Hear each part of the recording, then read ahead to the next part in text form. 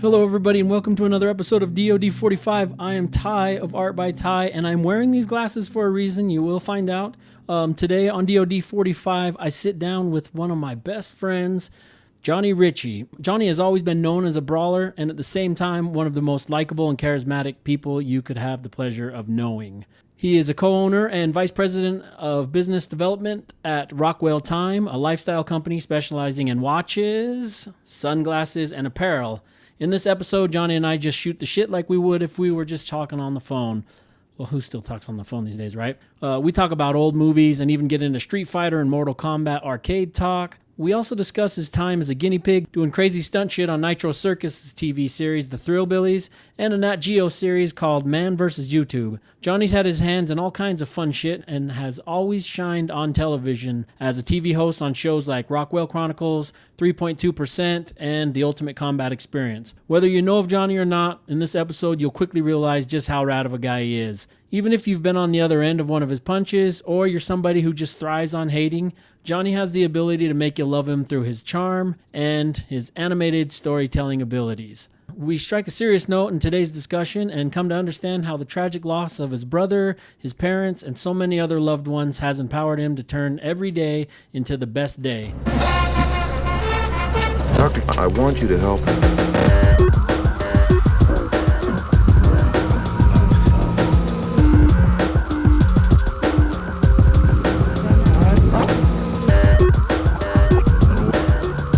So without further ado, the legendary Johnny Riche, welcome to the show.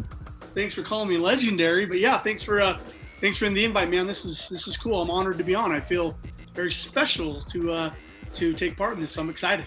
Well, you are special, buddy.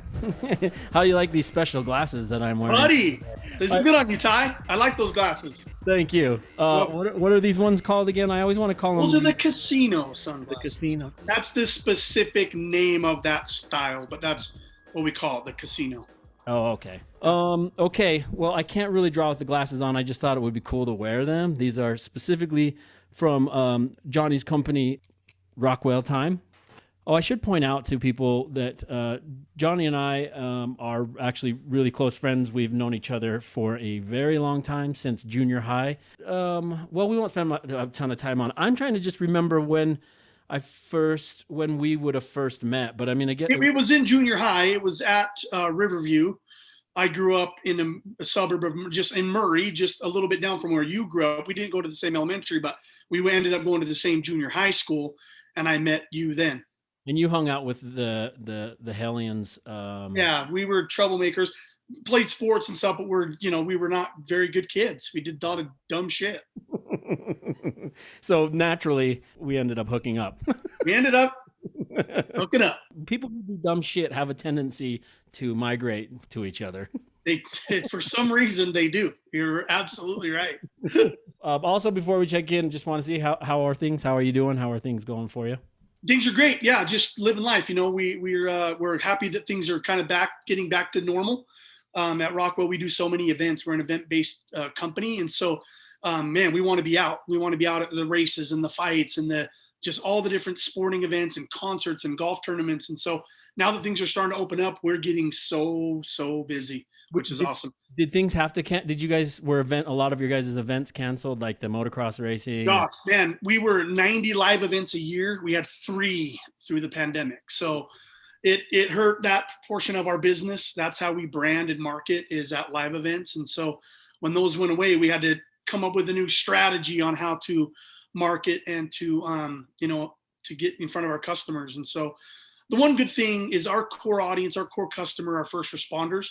So police, fire, military, those guys were all still working, right? Yeah. So that didn't hurt our business, but just the general casual customer, we lost about 65 to 70% of that business went away. Yeah. So for people that don't know, you guys you're like you're a watch company, right? That's the base of the company.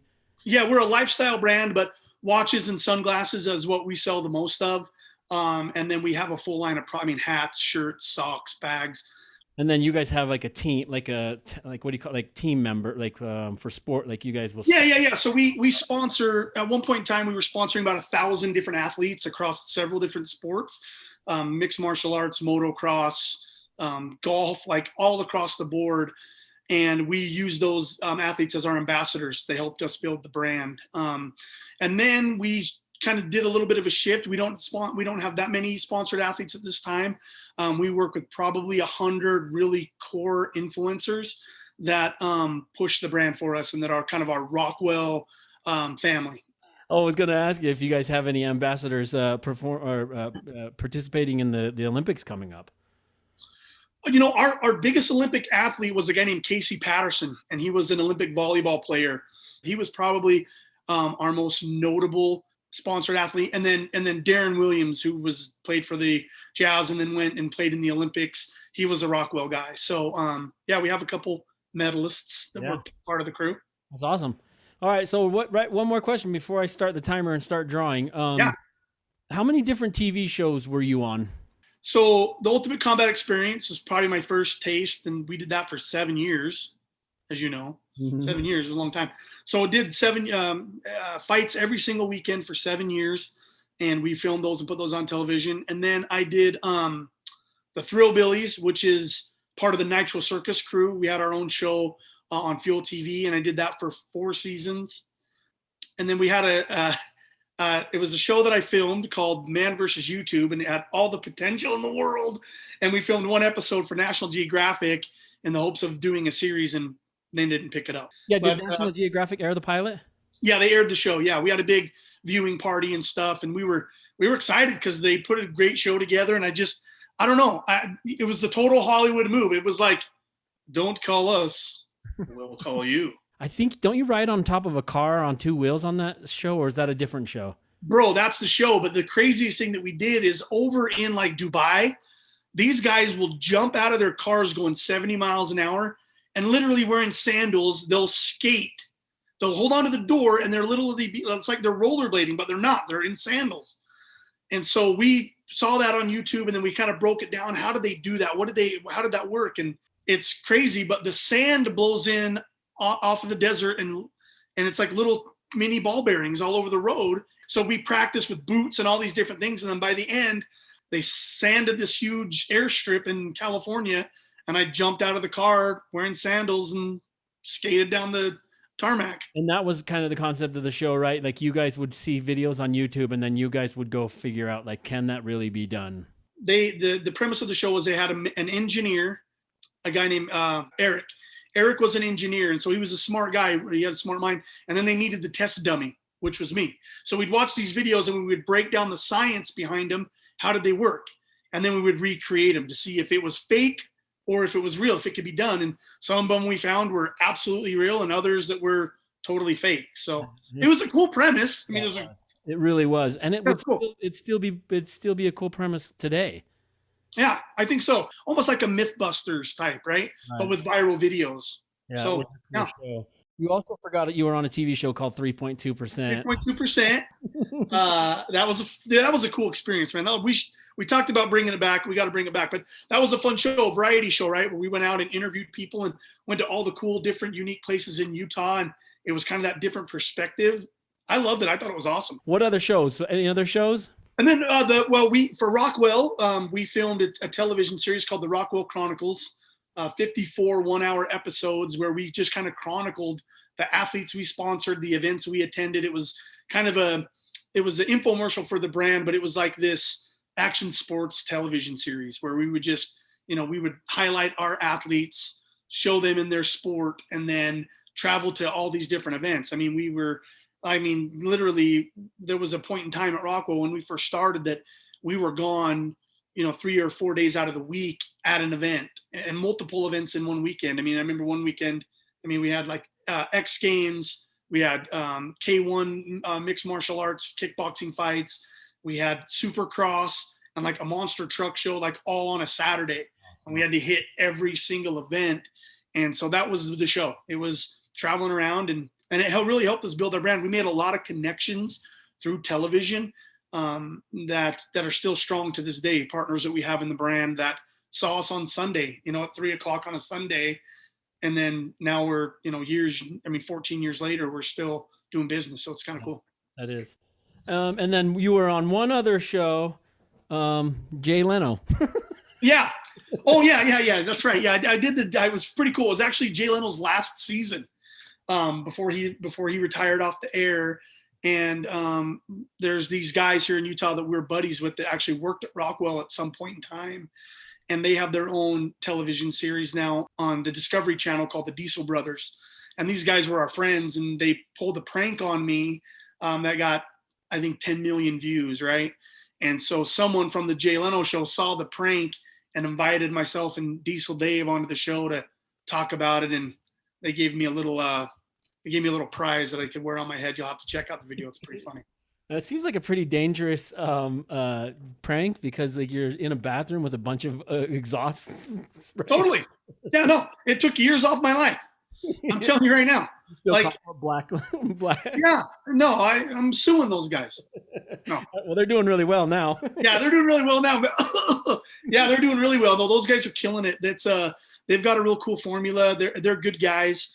Diesel Dave is like the best guy in the world, and their shop is literally 1 block from our compound up in Woods Cross, Utah. And so we see them a lot. They use our facility for different videos and things that they put together. And yeah, man, they've got the #1 show on Discovery, and yeah, awesome. It's pretty cool. It's fun to be a part of that. You know, it was a good time. Yeah. All right, so we'll get started with this timer. Wow. That a limited edition, one of a kind Rockwell timer. Oh, that's your watch. Look at your watch. I like the one you got on your wrist a little better. I do too. The only problem is I can't wear a watch while I'm drawing because it's heavy. And I like the heavy look. Dude, that's a limited edition. We didn't make too many of those, and you've got one. Yeah, I know. I'm honored. Thank you so much. Well, you deserve it. And who else? The volleyball player, doesn't he have one too? Yeah, I think Tito Ortiz has one, mixed martial artist. Casey Patterson. I think like Jeremy McGrath, the king of Supercross, we gave one to. You were a huge Tito Ortiz fan, by the way, right? Huge, bro. I mean, he was the reason why I got into fighting. Okay, so we'll get drawing then. So I'm glad to hear things are working out good. The events are starting to happen again, and yeah, to be back and doing events is exciting, and it's how we built our brand and what we'll continue to do until the day Rockwell sells or we go under. Uh-oh. Were you just like leaning into something there, or that was just as far as No. We Rich Egg, my partner, the guy that founded Rockwell, he's building this business not to sell. We have too much fun, man. We don't ever want to sell it. We just want to continue to keep doing what we're doing because it's fun and awesome. Yeah. And probably everybody that's been an ambassador or anybody that you guys come in contact with, like probably hold you guys in high regard, just because you guys are solid. So thanks, bro. Yeah. All right, Will, we're going to get started on the drawing. I'm going to turn the timer on to 45 minutes. So Johnny wanted to have a honey badger drawing. So I'm going to draw a honey badger with a few little inside things that I know about Johnny that I'm going to put in there. Why a honey badger? These are, it's in the Guinness World Record. They are considered the most fearless animal in the animal kingdom. They'll fight lions. They'll eat cobras. The honey badger just don't give a shit. They're tough as hell. They're durable. And I've always just loved their little tenacity, and they're just these little explosive little animals, you know? So yeah. No, when I was looking at the badgers to draw, I was like, oh my God, it looks like the shape of a badger is almost like how you're shaped. Not anything bad about your shape, but they're like stout. Like they seem like these little. Well, especially the one I'm drawing right now. He's like this compact. They have really tough, thick skin. That's why they can fight and kill and eat cobras, because they have it. The cobra can strike them, but they can't pierce their skin. Oh. But their skin is also kind of loose, so that's why they're so tenacious. Like they can move around, and their skin just kind of moves. It's weird to hear the explanation, but yeah, they're hard. Like even when a lion will bite it, they don't pierce through it right away. So that's why they're able to spin around and bite their nose and get out of it and run off. Yeah, they're a really cool looking thing. All right, so let's you know what? Let's get into this with some important Sophie's choices. Ooh, Here we go. How about this one? Johnny Utah or Johnny Knoxville? Knoxville, bro. Come on. I mean, and I love Utah. Give me two. I love Keanu Reeves. I mean, especially now in all these John Wick movies. But Johnny Knoxville, like, come on, man. We watched those shows. Those shows were part of the inspiration for a lot of the dumb shit we did that probably led me to get into that comedy stunt world with the Thrillbillies anyways. Like, get to be a little bit like Johnny Knoxville and the guys. So yeah, Knoxville. Did you ever like have a chance to work with Knoxville? Was there any association between the Thrillbillies show and Jackass or not? Was there no sort, kind of the Kevin Bacon, right, thing where it's 6 degrees. So Nitro Circus, which is Travis Pastrana, Eric Roner, Street Bike Tommy. There's like 6 core members of Nitro Circus, and Nitro Circus had their show on Fuel TV and then got picked up by MTV. And when MTV picked them up, they needed a show to fill that time spot on Fuel. And so they created the Thrillbillies, which were the Nitro Circus's ugly stepbrothers, right? And so I was a cast member of that. There was 5 of us, 6 of us, well, 7 throughout the years. And so that we filled that void. And in that, the Nitro Circus guys did a lot of things with the Jackass crew, with Johnny and Jeff Tremaine and Party Boy and Steve-O and that. So yeah, there was some crossover there, but I never directly got to work with any of those guys. I mean, you're still alive. You still have time. Yeah, there's still time. How did you end up on that Thrillbillies show? So mixed martial arts, my passion. Obviously, we talked about doing a television show for 7 years. Greg Godfrey, a guy by the name of Greg Godfrey, who was the godfather of Nitro Circus. He reached out to our jiu-jitsu instructor by a guy by the name of Griffin Reno. And Griffin said, hey, I just got a call from Greg Godfrey. They're filming some stupid shit in Salt Lake, and they need a couple fighters to come beat up a couple other stuntmen. And I'm like, bro, yeah, all day. So me and a couple other pro fighters, we jumped in the car and we drove up to Draper, to Greg Godfrey's house. And they had the whole production set up, and they wanted us to literally kick the shit out of these guys that were part of the Thrillbillies crew. And so we did just that. And in my conversation with Greg, and I don't know what, he liked something about me. Maybe I don't know, must have hit it off with him, but he invited me to come back the next week and film another segment that had nothing to do with fighting, but had to do with just doing dumb stunts. And so I came down and filmed with him, and then from there it was, hey, we want to do this with you regularly. Do you want to be a cast member? And I jumped at the opportunity to do that.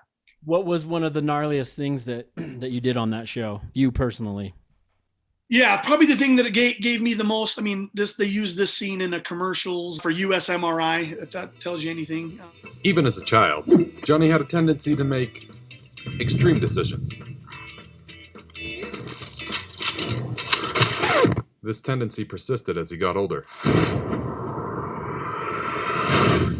Johnny's behavior has given him a number of aches and pains over the years. He needs a doctor, but he's been down that road before.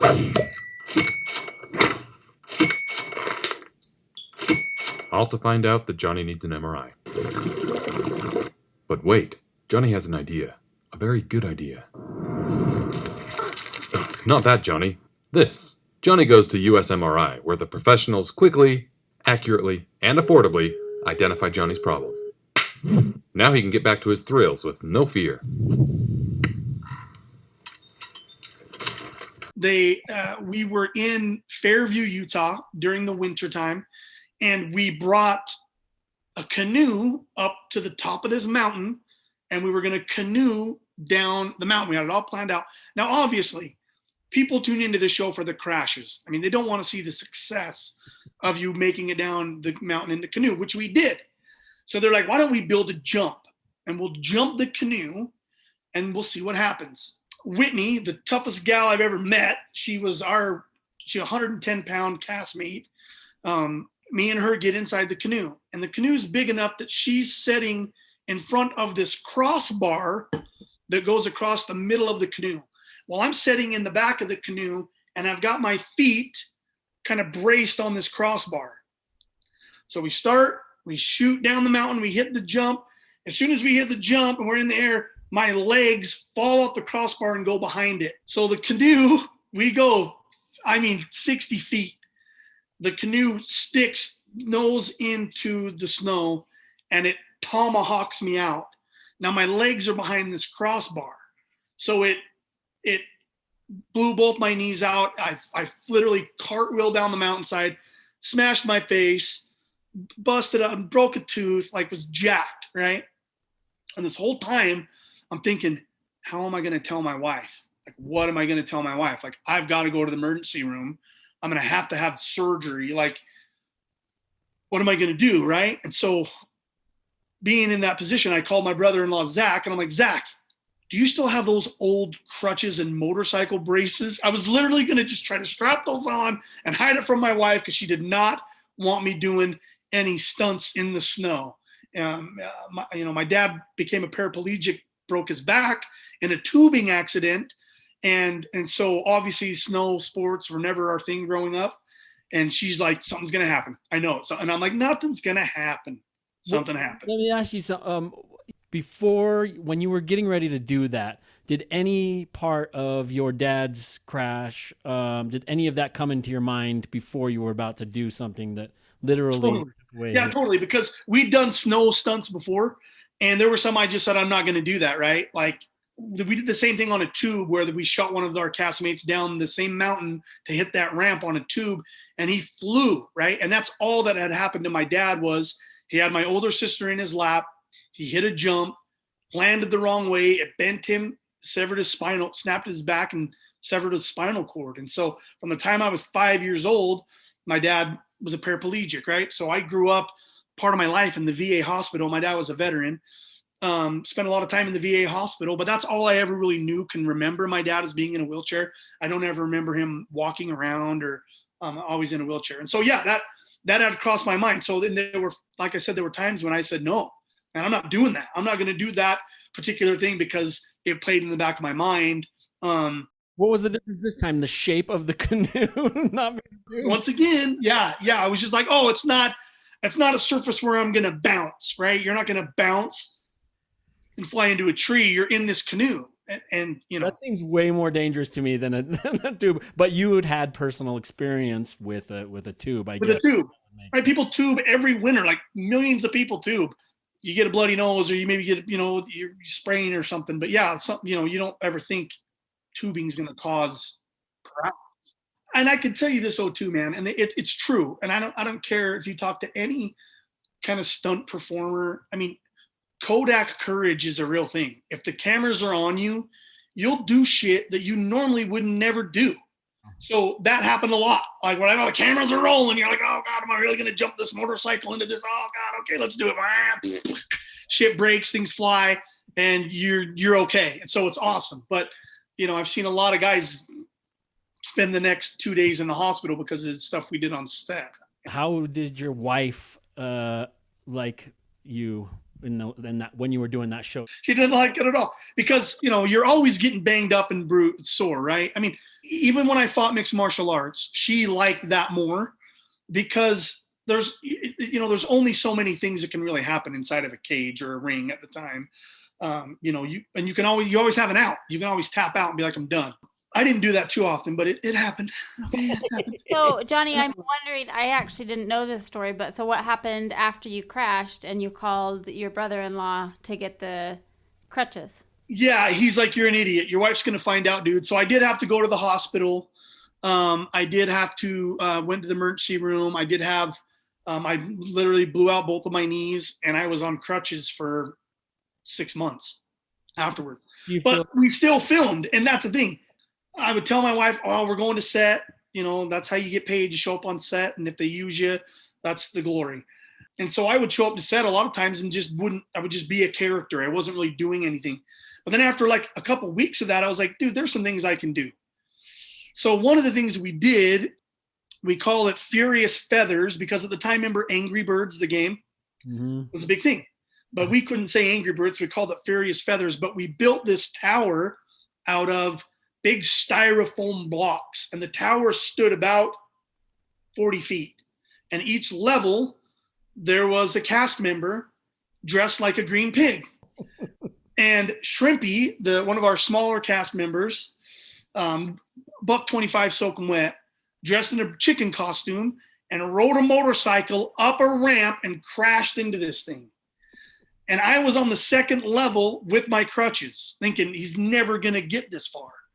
Shit, he flew off that ramp and smashed through all that stuff. And I flew in the air and my crutches went flying, and I landed in a big dirt pile and rolled down. And it was probably seeing the footage, it was like one of the funniest, coolest things that I think I've done, like on camera. It's awesome.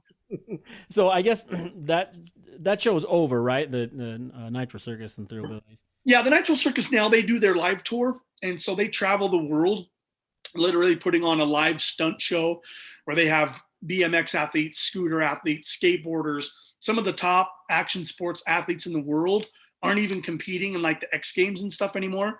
They're a part of this traveling troupe of stunt riders, and they literally fly all over the world and put on stunt shows. And so when they come to Utah, they've done what they've called the Nitro Circus Experience, where like a big company will hire them to come in and do like a grand opening or a party. And I've done a few of those, right? Rode a garbage can down a big ramp and jumped it into some foam or something, but or announced. Because I like announcing a little bit more than anything, because first off, you don't get punched in the head and you don't break shit when you're holding the microphone. So I like to do that. You posted a video, I think on your TikTok or something, of a scene when you're being like flung around on like on a excavator. That's what it was. Yeah, because I remember back in the day, my fight nickname was the Little Ball of Hate. And so we thought of a thing, well, what about the Little Wrecking Ball of Hate? And so they made me into a human wrecking ball where we had attached a strap, a 10-foot strap from an excavator, and I wore a harness, and I got into it and then put my jumpsuit over it. And then the plan was they were going to spin me around in this excavator and then slide different objects in front of it that I could smash through. So like a drywall, a bunch of 2x4s nailed together, a garbage cans. And so it did it. And it was a riot, right? Like flying around, spinning around. But then, those excavators just don't like slow to a stop. He just kind of stopped it. So as I'm spinning around, we're flying, he stops it, and it like wraps me up around the bucket handle, and I flip down, and bang, kind of catches me as I'm upside down. But here's the thing, like anything that we did it literally by drawing it on a napkin. Like, would this work? Could we build this? Could you do that? Shit, let's try it. Draw it on a napkin at lunch, go back, put it together. The next day we film it. And that was kind of one of those things. Wow. I imagine there's not an underwriter that really wants to have anything to do with that. With those guys. Yeah. No. Yeah. I don't know how they did it. Listen, that's not for me to figure out. Yeah. And I don't know if you don't have to answer if it's not a thing, but like you had to get surgery and you had to get was that something that was covered by the show or? Well, I had health insurance and they had backup insurance. So this is the good thing is I didn't have to have surgery, which was a good thing. So I was on crutches for like 6 months, braces. And I mean, my knees still aren't amazing, but way better than they should be really without getting surgery and stuff done. Do you have injuries right now that you can feel sitting there right now? Yeah, I do, man. Sometimes I have to wear like a freeze sleeve, which is this cool sleeve that you put in the freezer, then you pull it up. Because sometimes my knees will just like swell out of nowhere, like just nothing. And it's like impossible to walk around for a couple of days and then it just goes away. But I mean, overall, I feel pretty good, but I am 43 and I'm getting older. And so there was talk of us rebooting and doing, and I'm like, dude, that's just it. Count me out. How about Bam Bam Rubble or Bam Majera? So when I was a kid, that's what my parents called me, Bam Bam. I picked shit up. I'll be the strongest kid. And I was this little towhead, blonde haired kid that would run around. So I have more of an affinity for Bam Bam. And I love Bam Margera, but for me, it's more nostalgic, Bam Bam. I mean, I literally remember flipping over like our living room couch and just getting my ass whipped by my mom. How about Johnny Cage or Johnny Quest? Mortal Kombat! Johnny Cage all day. Which did you like better, Mortal Kombat or Street Fighter? Well, let me tell you, Street Fighter junkie until Mortal Kombat, dude. It was edgy. It was, oh my God, parents didn't want their kids playing it. I even believe at one time, like it made like, there were senators, like they wanted to get rid of all the Mortal Kombat arcade games because of the blood and violence. Yeah, brilliant and idea. And that made you want to play it so much more. Yeah, the politicians are such idiots. Like, yeah, smart move, right? Like you just gave that video game the most advertising it could have ever gotten outside of the top stop that it was at. But for you to do that, you blew it up for them. Yeah, same thing happened with Garbage Pail Kids. Like the second parents and people, adults start saying, trying to get rid of shit because they don't want their kids to see it. Like that's the first thing kids run to. So Blanca or E Honda? Well, Blanca, that was probably my main character. If I wasn't playing Ken, I was playing Blanca. The shock that he could do and spinning into a ball and that uppercut punch, like, yeah, I was a Blanca guy. What for about sure. Ken or Ryu? Ken, I was, Was Ken in the white suit or the red suit? Red suit. Yeah, Ryu was the one in the white red suit. But I like to play with Guile too. He was this pro-American, fighting on the military base. Like, and I used to have a flat top, and I can say that I tried to model it after Guile and wanted to be Guile. Yeah, I wanted to nice little tight. You wanted to be Kid. Wait, which one was with the really high flat top? Was that Kid or Play? I think it was Play. What about RoboCop or Copland? Did you say RoboCop? Say RoboCop. RoboCop, dude. Are you kidding me? Do you still? I mean, that's pretty much shit. That's the bee's knees. That's a movie that when it is on, I will watch it no matter what time of day, no matter what scene it's on. I'm finishing it. Switching gears a little bit. How about Karl Malone or Post Malone? Come on, man. I remember those days when we were watching the playoffs. Dude, it was an exciting time for Utah. So the mailman, dude, all day. Then he went and pro wrestled in purple leather pants. I'm rooting for that guy. Yeah, I'm Karl Malone for sure. But I do love Post Malone. He's a Utah guy. That's right. Yeah. Loves Utah. Don't you have a funny or a funny story about Karl Malone, or maybe you don't even want to talk about that? Oh, and I beat up a guy that was his Karl Malone's personal trainer. That's what he told me, anyways. I don't know. It was kind of a weird deal. Yeah, I was thinking when I was going to bring it up, I was like, maybe that's not maybe the guy wasn't even really him, or maybe he doesn't want to talk about it on the show. Oh, I don't care. It doesn't bother me. But yeah, I got into a fight with a guy who was total road rage incident. And I was furious, and the guy cut me off and kept flipping me off, and I could just see his hand out the window, and I was like, pull over. We end up pulling off of the freeway, pull into a freaking hotel parking lot. I jump out. This dude jumps out of the car, and I was like, oh shit. Huge, dude, like the biggest, just muscle bound, and I'm thinking I'm gonna get destroyed right now. I say I'm a cop, and here's my badge, and I took my wallet and I put it in his face, and as he's looking at my wallet, I just racked him as hard as I could, just punched him because I knew if I didn't hit this guy first, he's gonna kill me. But when I hit him, my freaking wallet blew out of my hand and went in the middle of the road. All my cards and money are blowing everywhere. I'm just freaking out. The guy starts to get up again, and I'm screaming, I'm crazy, I'll kill you. And he's like, bro, chill out, man, chill out. And I was like, all right. So I start picking up my money in my wallet and putting it in my wallet, and he comes over and helps me do it, helps me pick up my cards and shit that are everywhere. Anyways, we end up talking. I end up giving him, we talked for a half hour. I apologize for punching him and causing this scene, and ends up telling me that, hey, I'm a personal trainer. These are some of my clients. The mailman Malone happened to be one of his clients. So, and now once again, I don't know if that's true. I never seen them together, but I don't know. It's a weird thing to tell someone after you just got Well, either punches way, him it out. makes for a good. I mean, it makes the story better if he's not or if he is. Yeah. I mean, the story's good enough without it, but Dude, I literally was like, oh my God, what did I just do? This guy is going to wad me up into a ball and throw me into the street.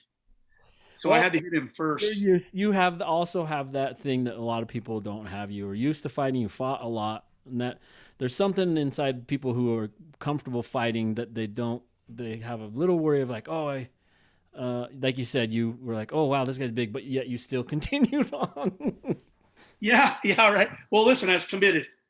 Yeah, that's true. I was committed. Not really. You could have went and ran back into your car and drove away. Yeah, dude, but that guy could have caught me in 2 steps. I mean, he was big. Hey, who did you first fight? Where did you start fighting? Was that at home with your brothers or? Yeah, me and my little brother Anthony, right? Rest his soul. We were 2 years apart in age, and we fought. We grew up in an Irish Catholic household. My parents were, it was F this, F that. I love them both to death, but they're just, fighting was a part of kind of the culture. You came in and my mom would be screaming at my dad. Now they never physically fought, but they would just be a lot of yelling.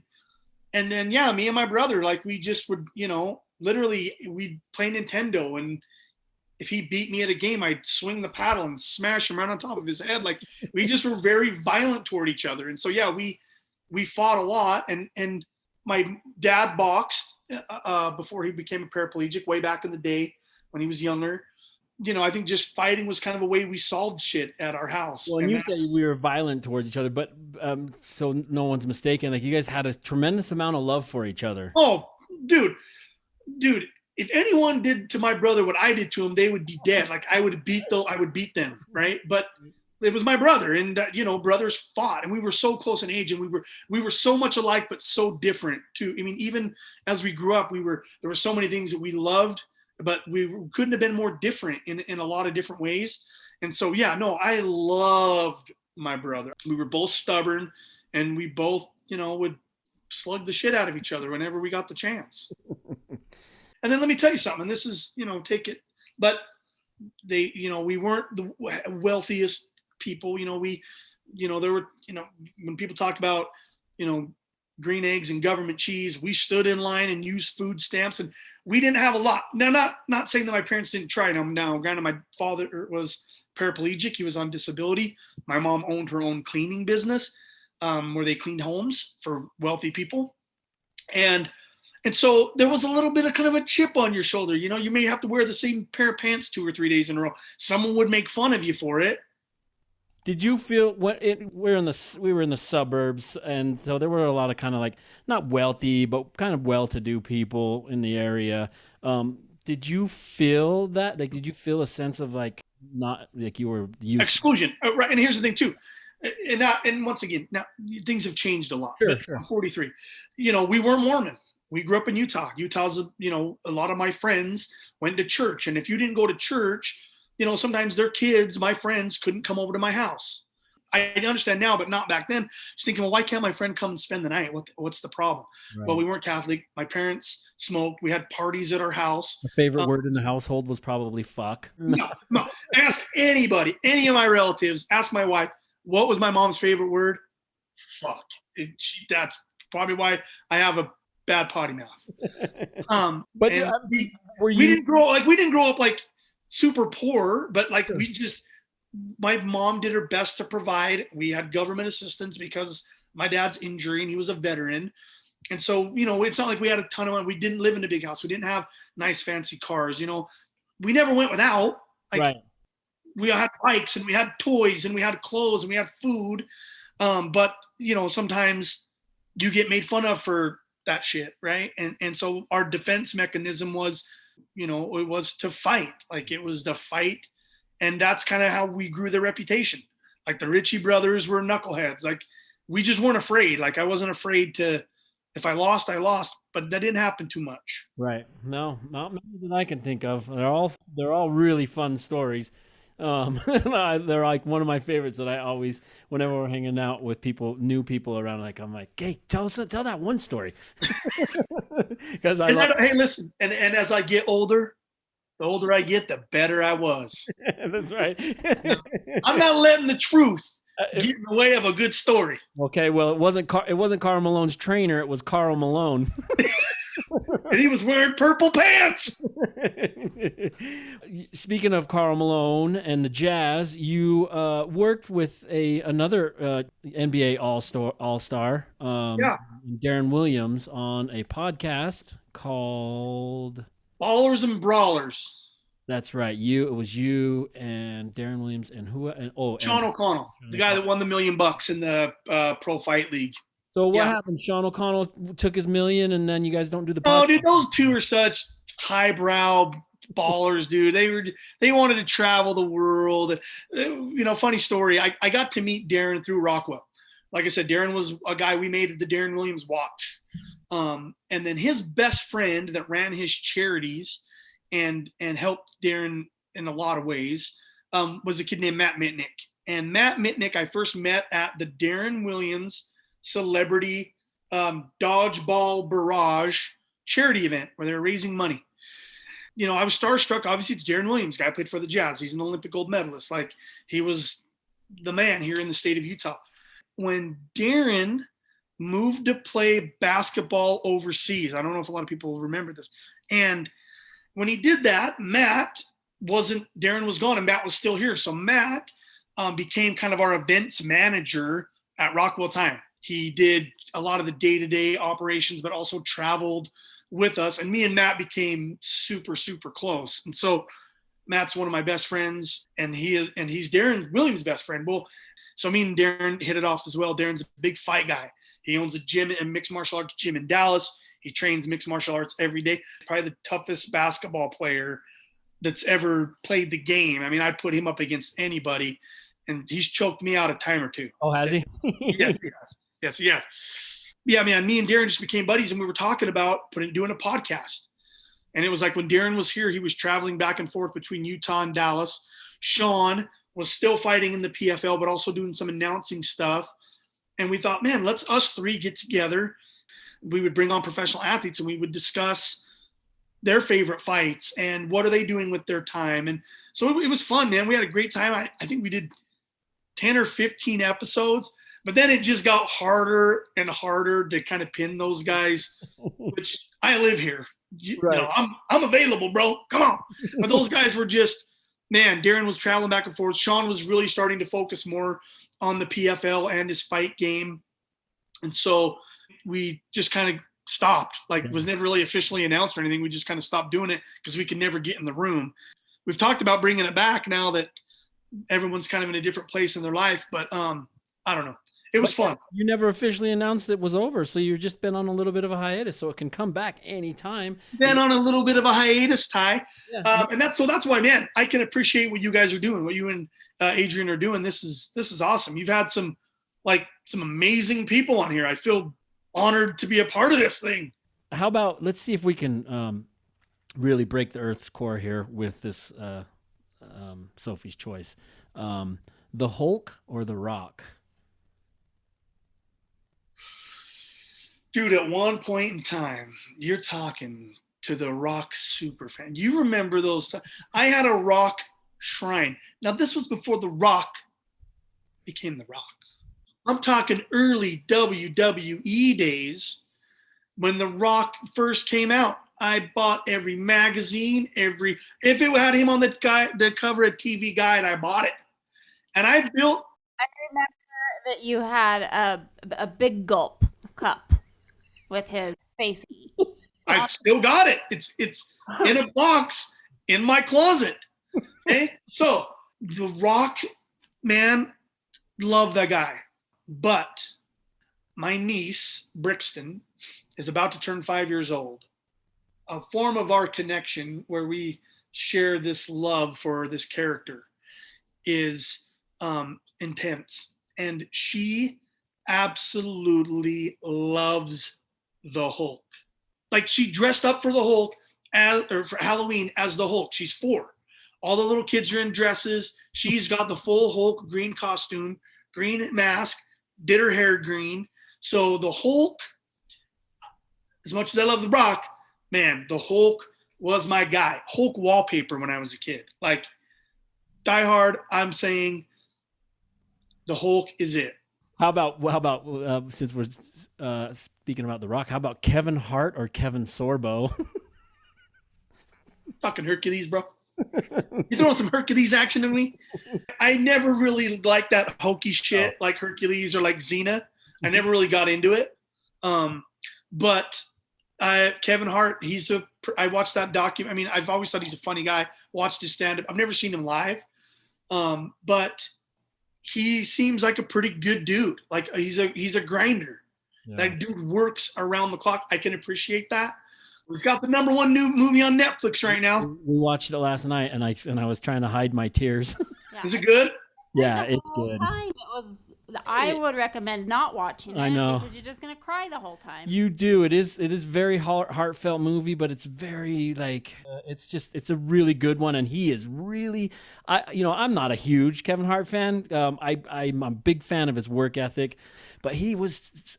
Like he changed me. I'm turned around on it because his acting, his chops in there were awesome. Like very real. It is a really, really, really good movie. But like, well, you guys know I wear my emotions on my sleeve, and I've cried in commercials. So, I'm a puss, so that means I will. You'll be bawling your eyes out, dude. I'm not even joking, man. Sometimes there's a song, and I'm like, oh, what the hell? I enjoy a good cry, man. I used to try to hide it a lot, but now I think I always say it was after I had the kids. I just cry with everything, but yeah, I don't think there's anything wrong with it. It's great for you. It's good to let some of it out. I think it was after we switched from dairy milk to soy milk. Oh, maybe that's what it is. That is what happened. Yes, that happens to me all the time. Like even just like a song or just something, or I'll just be sitting there. Thinking of something. I'm not even thinking I'll just start crying. Not as much anymore, but that's okay. You're right, man. Everyone needs to have a good cry. How about Kevin Hart or Bret the Hitman Hart? Yeah. Yeah, I'm still gonna stick with Kevin, even though I was a big wrestling fan. Okay, Junkyard Dog or British Bulldogs? Junkyard Dog, bro. Kidding me? I was a huge British Bulldogs fan too, but yeah, Junkyard Dog was fun. I like the dog. They'd come out and they'd slick back and you have this, like, that was cool. That was what, early or late 80s? Bro, yeah, early 90s, late 80s. Doesn't it seem like there were just really like way cooler like superstar wrestlers then than there are kind of now? 1,000%.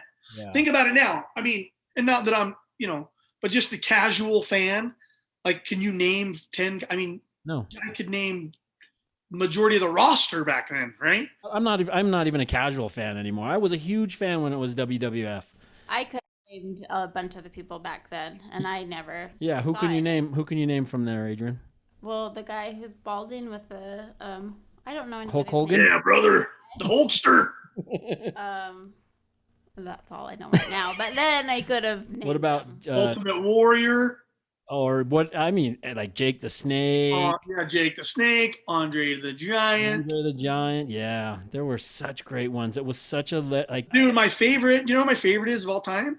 I mean, let me try to guess. The Rock. Give me this, Jimmy Superfly Snuka. Aren't you related to him? My cousin, who unfortunately he passed away a little while ago. Volcano Kid. He was Snuka's tag team partner. Knew it. Okay, here. We'll jump right off with this then. John Rambo or John Matrix?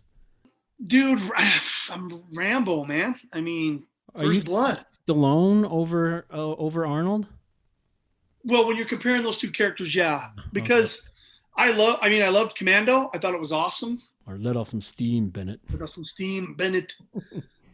But the story of that loner dude, and the cop's just a big dick to him, and then he's just like, I just want to be me, let me do me, and then he takes on the town, dude, and he fucking kicks all their asses.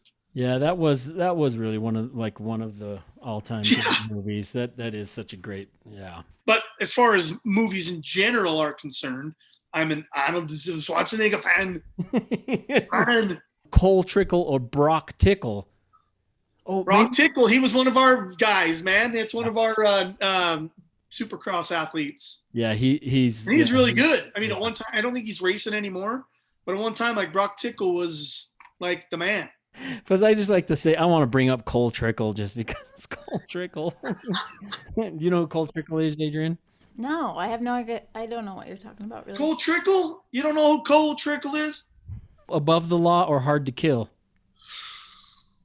Okay, so, well, once again, Steven Seagal, man. At one time, that guy just loved his movies. I'm trying to think of the one. It's the one with Gino. Gino's the bad guy. And it's the one where he puts the cue ball in the napkin, right? And that biker's all, oh, kick your, and he fucking, and he wraps that dude in the mouth. And then the guy spits his teeth out. And then he kicks all their asses, obviously. And then at the end, he fights Gino. And he just kicks the shit, breaks his arm, flips him, through. Like, that was my favorite Steven Seagal movie. Now I can't remember if it was, I think it was Above the Law. What, didn't they kill his wife at the first or something on? Or am I mean, all of the shit. That's the thing. Is there? Now I'm confused. Hard to Kill, Above the Law. Which is the one where he's blind and then comes back and like, is it called Blind Fury or something? Or dude, no, that's Rutger Hauer. Oh, Blind Fury, where he was the blind samurai. Okay. I'm getting them all mixed up. Well, all those movies and everything were all the same. What was going on at that time? Why did we love those so much? Dude, you know what it was? It was the technique, his Aikido, right? Like Aikido's his deal. And if you've seen that guy now, he looks not good. It depends on if you're watching him at one of his events, because he flips people. One of his seminars, they are the fakest shit I've ever just grabs the guy and goes, and then the guy's both of his legs fly through the. But back in the day, I mean, it was a new style, right? Watching his movies, and how he would use people's body weight to flip them or spin them around and snap their arm in half. Like you didn't see that in Bruce Lee movies. Or it was also fun to watch with his knife fighting. Oh yeah, yeah. When you have sticks and that's what I mean. When he rolled that cue ball up in that napkin and he's spinning it and cracking guys. Oh, dude, it was great. All right, I'm going to throw some rapid fire ones at you while I do this highlights on it, and then before we close out, I know I won't be completely done with this thing, but I'll finish it later on. How about Gary Busey or Nick Nolte? Oh, dude, Gary Busey. Oh my God, you took Gary Busey? Oh, bro, I love Gary Busey. He's so crazy. So is Nick Nolte. Every single word he uses is an acronym. I know. So every word breaks down into a meaning. It's ridiculous. It's amazing. That's some sort of his brain, like a brain damage that he had or something that causes that. Oh, totally. What about Denzel or Samuel L? Dude, that could be the toughest one you've asked me. No, that one's the easiest. Serious. Well, it's easy for you and I. I'm gonna have to go Samuel L. Oh man, that hurt me a little bit. I mean, I love Denzel. I really do. I think he's a phenomenal actor. But the movies that I would say stick with me, that resonate with me the most, a lot of them are Samuel L. Jackson's in them, right? That's because he's in every single movie. He's in every single movie. John Connor or Jon Snow? Oh, dude, I fucking love Game of Thrones, man. But John Connor. Yeah, I mean, John Connor. Terminator is the greatest movie of all time. John Connor. And Terminator 2. Yeah. People always say, the best sequel was The Godfather. Dude, that was great. But fucking Terminator 2 was badass. I know where you're headed with that. I totally agree with you. Terminator 2 is one of the best sequels ever. Yeah. What about John McClane or John Wick? Oh my God. Dude, these are rough because look who's right behind you. I know he's eyeballing me. Oh, John. Yeah. You know me, dude. I'm Die Hard is one of my, it's a RoboCop-esque movie. It's one of those movies that I'll watch any time. And so you're going John McClane over John Wick, huh? Yeah, I would. Yeah. I mean, who wins in that cage match? Fucking Wick whips his ass, dude, unfortunately. Street smart It's tough. really bad, too, huh? He breaks every bone in John McClane's body. Cleaning up. Pretty bad in that fight. Even if John McClane had a knife or a gun. Oh, yeah. I don't care what he's got, dude. He smokes. He drinks too much. John Wick's a fucking oiled machine, dude, that would kick his ass. Though Adrienne makes fun of him because when the last one we watched, the way tell him what was driving you nuts. He's Adrienne. not an oiled machine. He needs some oil. Like his joints need some oil. Oh, you're talking about John Wick? John Wick 3. Yeah. Oh, dude, well, he just fought 97 fucking people. I mean, I don't care if you are the Terminator, you're gonna be a little slow getting up and moving. Clint Eastwood wouldn't be tired. He could beat up everybody out on the front lawn. And Oh, right. Yeah, your ass. Dude, John Wick, Keanu Reeves, I mean, have you ever watched his tactical shooting videos? Real deal? Yeah, Like, I have watched those. tactical. That dude can freaking shoot a gun, man. Yeah, that dude is real. Yeah, he trains and really good. Yeah, he looks. Those videos are actually pretty cool to watch. They're cool to watch. I love them. Yeah. Well, how did you end up in the MMA? I was doing those Sunday night or Monday night fights at the Club 90. They would do a kind of an open call. It was like Tough Man. And I, laced them up and fought like 6 or 7 times doing that. Right. Do you remember what your ring fighting record is? Like total? Yeah. Like 17-3, including that, like that. So it's kind of weird because back then there wasn't like an athletic commission that there is now. Right. There was a boxing commission. So how you got around it, right? Because we were still boxing on these Monday night smoker bouts, is you had to come out and throw one leg kick. So right when the bell rang, me and the opponent would come across, throw a kick, and now it's considered kickboxing. It was something that was planned before. They would tell you to do that before, like that was part of the plan. Oh, cool. That was the way around it. That was the way around it. And so I had a lot of fights and never, they've never scored. But I think overall my record was like 17-3. Steve Sharp, Robert Densley, and Alberto Castillo. 3 names I'll never forget. Yeah. Yeah, those ones sting still, right? Well, I mean, you got a win over Densley before, didn't you? Or no? No, I refought Alberto Castillo. I fought him again a second time and kicked his ass. Okay. Did you ever get one over Sharp? No. Okay. No, Sharp and Robert, man, those dudes. I mean, it's so funny though how the sport works because those dudes are such great guys, And at the time, I wasn't prepared for them. They were better shape and I mean, fatigue makes cowards of men. Yeah. So I don't care how tough you are. If you're not in cardio, fight shape, and you get into a fight, unless you knock the guy out, the longer that thing went on, the fucking odds of me losing went up. Sarah Connor or Conor McGregor? That one's easy, but come on, bro. Conor McGregor. That's my guy. Yeah. I'm throwing this on here because you brought up, Johnny's fight name was the Little Ball of Hate, and we had a friend that was like must have been the funniest thing in the world to him, but he really enjoyed calling you the Little Beach Ball of Hate. So I'm putting a beach ball back here on the back of this. You walk around feeling pretty good fighting at 155, and then I put on a few pounds after I stopped training, and so the beach ball of hate is where that came in. Did that ever bother you? Did that bother you when your boys are giving you busting balls? Look at this guy. This guy's nothing. Little ball of hate, little butterball, beach ball of hate. I'll tell you what he hates. You know what he hates? The second round. Look at him. I could kill that guy. I could take him out, no problem.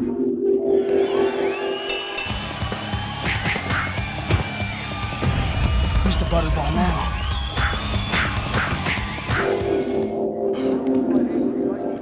Well, at least I still look tough in my combat gear.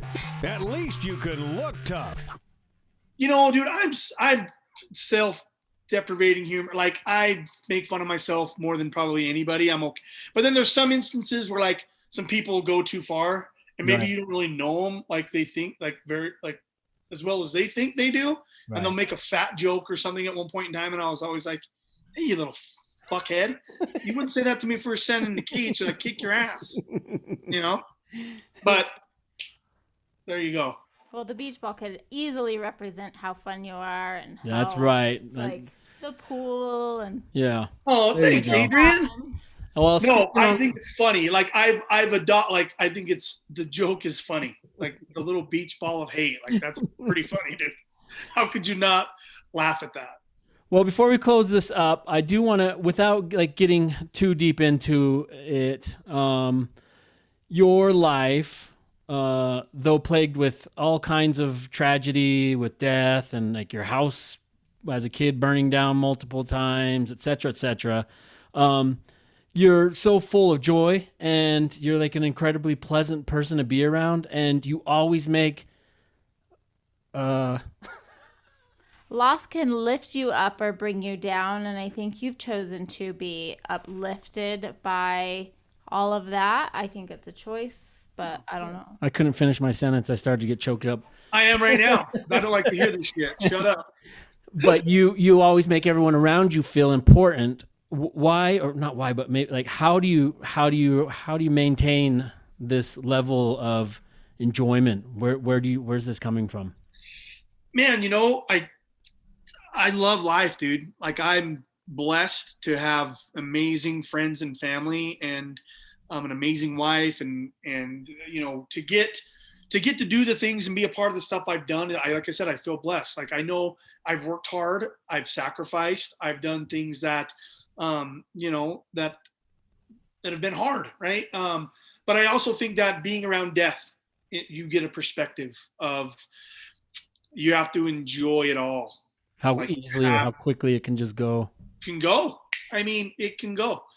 You know, when my brother died, when both my parents and my wife's father died in a plane crash, I mean, it can be over in a minute. And so you just have to enjoy it. And it's hard. It takes more energy to be negative and pissed off than it does to be happy and smile. Now, not to say that I don't have those days, right? We all do, but I very rarely think I don't get depressed. I try to look at the bright side. The glass is half full.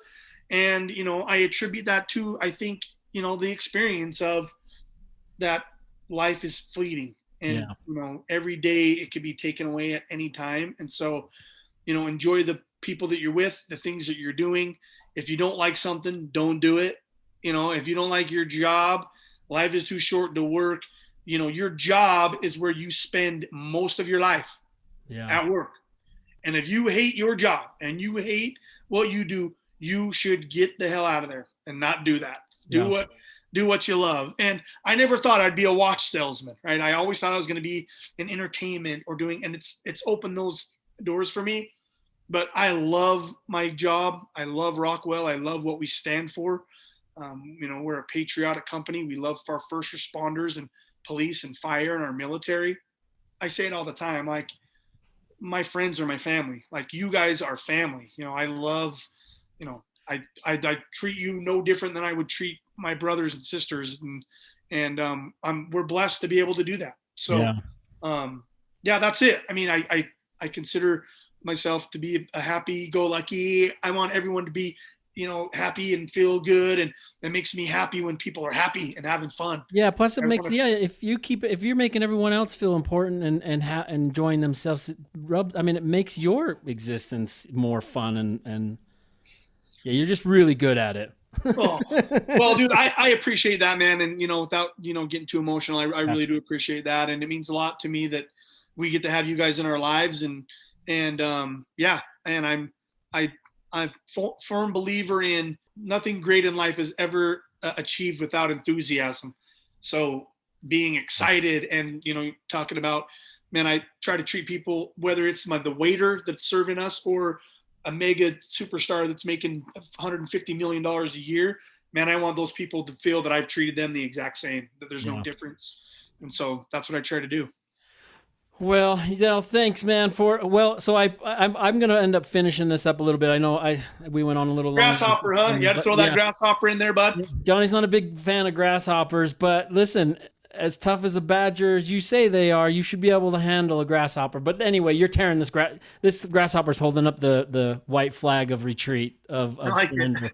So Gosh, I'll probably I put love it. blood. I'll put a little bit of blood coming out of here, so you just totally dominated the grasshopper. I was going to ask you if there's there any way you could just put a little bit of blood on there, let me know that thing's dead. I'm absolutely putting that on there, and if it's dead, then I'm going to put it in a taco and eat it. All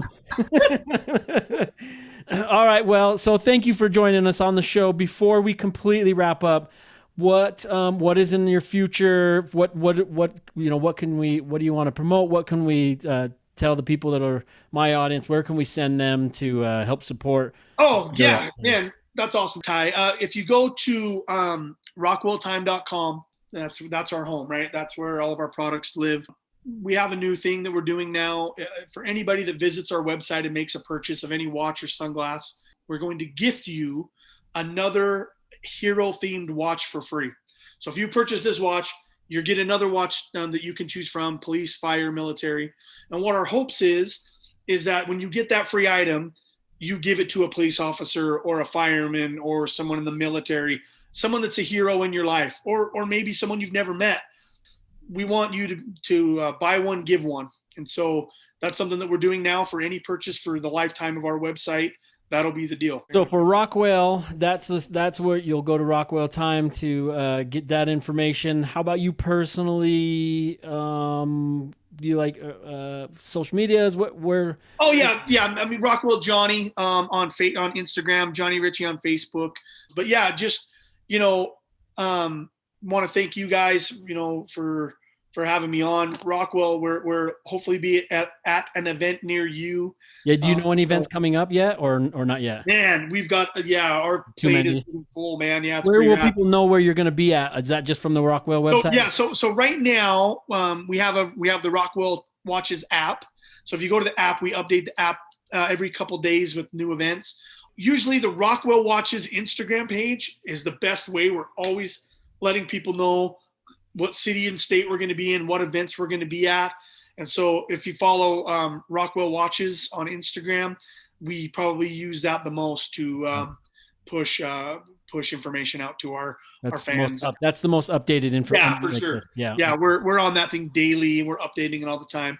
Our website's a great place to go to purchase and to look at the products and learn about Rockwell. But as far as events and things are concerned, Instagram's the best. Okay. All right, man. Well, thank you so much. There's your Badger. Like I said, I'll get it kind of looking a little bit better than it is now. I really appreciate you joining me. Okay, guys. Love you. Thanks for having me on. Much. Yeah. Cheers, brother. I love the Thank picture. you. Thank you. Bye-bye, Johnny.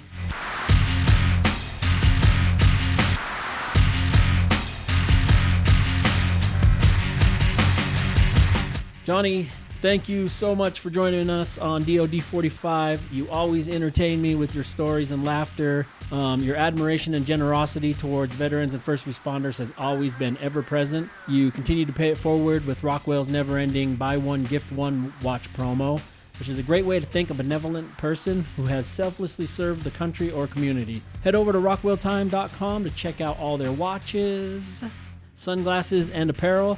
If you'd like to find out more about me and my art, head over to artbytai.com. That's art by T-A-I. And you know what? I'm going to go with some reverse psychology. Do not go follow me on Twitter at artbytai. I mean it. Stay away from it. As always, hit subscribe, and you can find any necessary links and further information below. That's it for now. Thank you again for joining us. Cheers.